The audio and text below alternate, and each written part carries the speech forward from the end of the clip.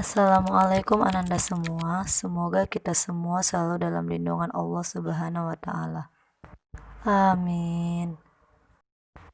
Di pertemuan kali ini kita membahas materi teks eksposisi. A. Memahami teks eksposisi. 1.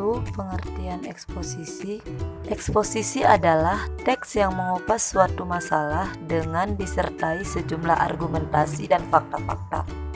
Bentuk teks eksposisi terutama dalam media massa dapat berupa esai, tajuk rencana atau editorial ataupun debat. 2. Struktur teks eksposisi. A. Tesis. Tesis adalah pengenalan isu atau masalah. B. Argumentasi, sejumlah pendapat atau penilaian. C. Penegasan ulang, kesimpulan atau saran. Untuk lebih memahami lagi mengenai struktur dari teks eksposisi, kalian silakan melihat penjelasan pada buku paket halaman 47 sampai 49 ya nak. 3. Kaidah teks eksposisi. A. Kata teknis. Kata teknis adalah kata peristilahan yang berkenaan dengan masalah utama atau topik yang dibahasnya. B.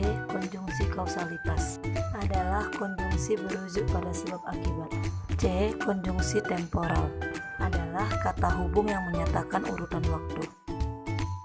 D. Kata kerja mental adalah kata kerja yang menyatakan kegiatan abstrak sebagai bentuk aktivitas pikiran.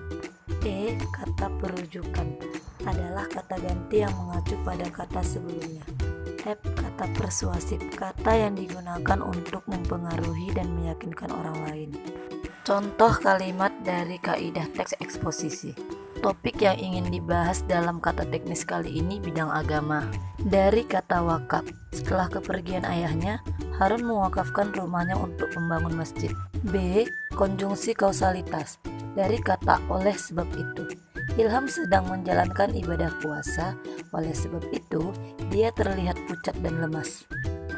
C. Konjungsi temporal. Dari kata kemudian, Ibu Widya menjelaskan materi teks eksposisi, kemudian memerintahkan siswanya membuat contoh teks eksposisi mengenai COVID-19. D. Kata kerja mental. Dari kata tenang, setelah melaksanakan sholat, hati terasa tenang. E. Kata perujukan. Dari kata berdasarkan hasil rapid test, keluarga Bapak Joko dinyatakan positif corona. F. Kata persuasif. Dari kata diharapkan kepada siswa-siswi Mandua Labura agar memakai masker ketika memasuki area sekolah. Teks eksposisi juga ditandai kata-kata pada umumnya menggunakan kata-kata lugas, yakni kata yang bermakna apa adanya.